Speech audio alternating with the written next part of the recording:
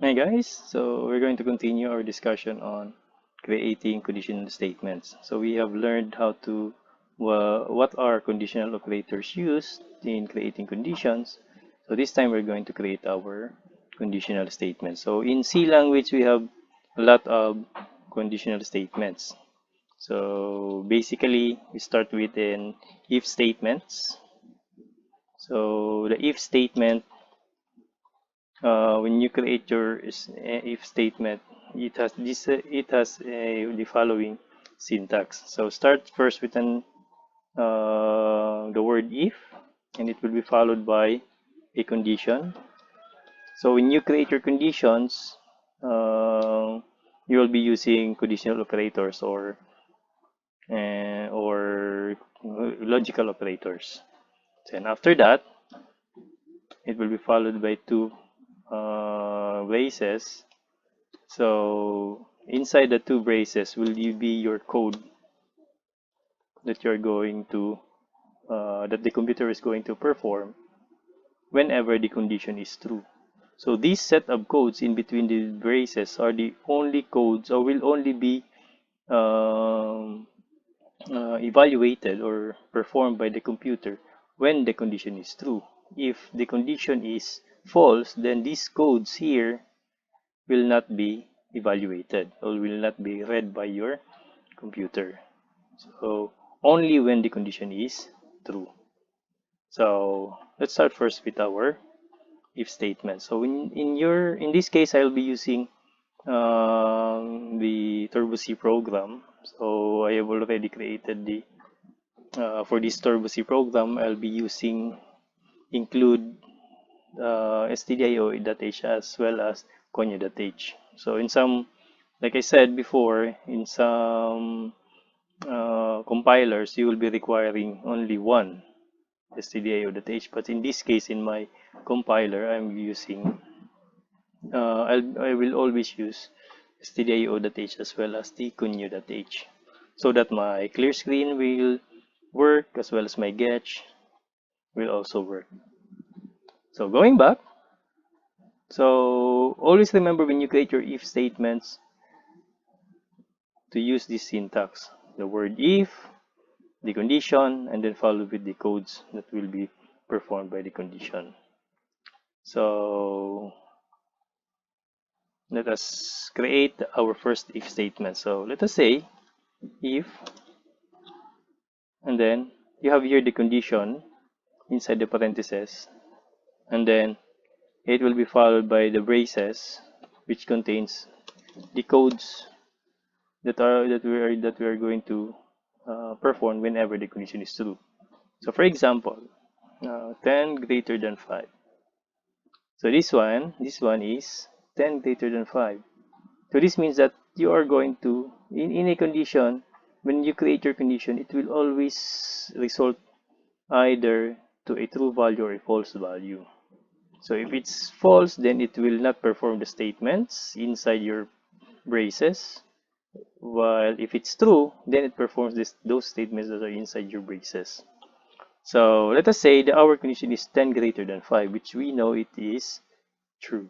So what are you going to do? So if you write a statement, let us say printf, and then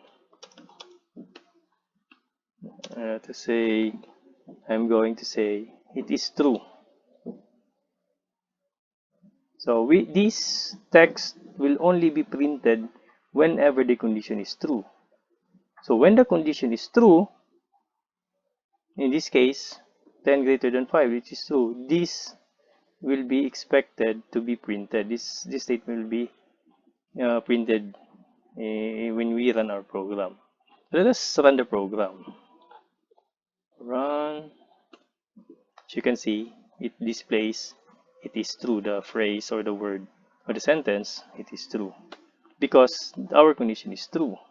So when the condition is false, let us say, let us make it this one false, like 10 greater than 15, then whatever statement that are in between the braces will not be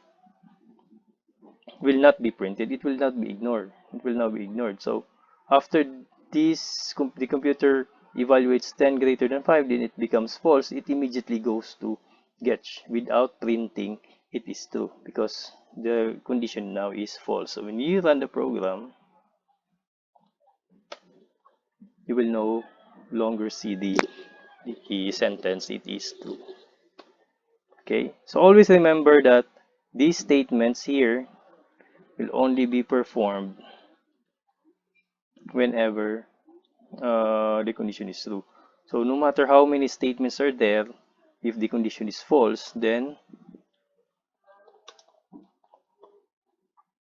the result is. So whenever the condition is false, then it doesn't matter how many statements are there because all those statements will be ignored. Okay, so in this case, I have added another statement which now will be printed. So first, if we are going to run this program, you will not see any statements that will be printed because our condition is false, as you can see. But if we make the condition true, to say 10 greater than 5, so it's true, then you will have two sets of sentences that will appear as our result. Okay. By the way, your braces, you can have it in this way, you can write it in that way, or you can also have it that way. It doesn't matter for the computer. So some programmers uses your statements in this way, while others this way. So it's all up to you. Okay. So how would we know that we have created we actually created a false value or a true value? So always remember that if it's a true value, result is 1. If it's a false value, result is 0. So if you're going to have values other than 5 or other than 1, then it becomes true.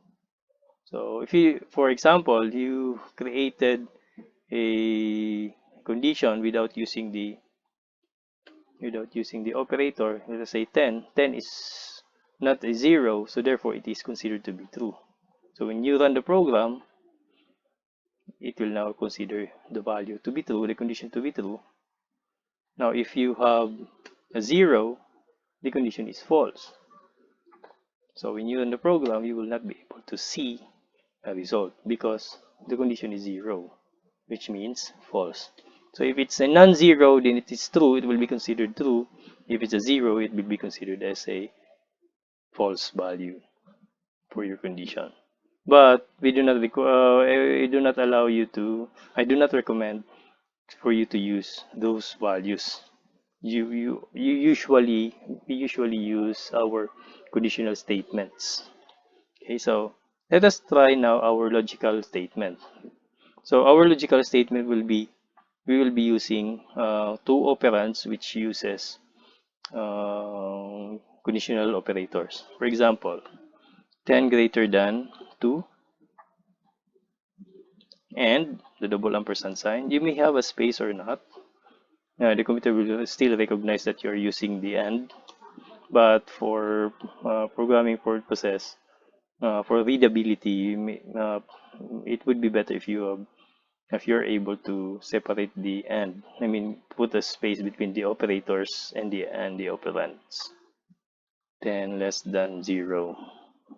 So here you have two operands, 10 greater than 2, and the other operand is 10 less than 0. So since we have this one is true, while 10 less than 0 is false, so if we are using and, we only get a true value when both our statements are true. So in this case, the result here is actually false because you have a true and a false. So if it's false, then this set of statements will not be executed, or it will not be read by our computer. You will simply have a result of you will have a blank result if you run the program, as you can see. But if we make both operands true, like let's say 50. So 10 is less than 50, that is true.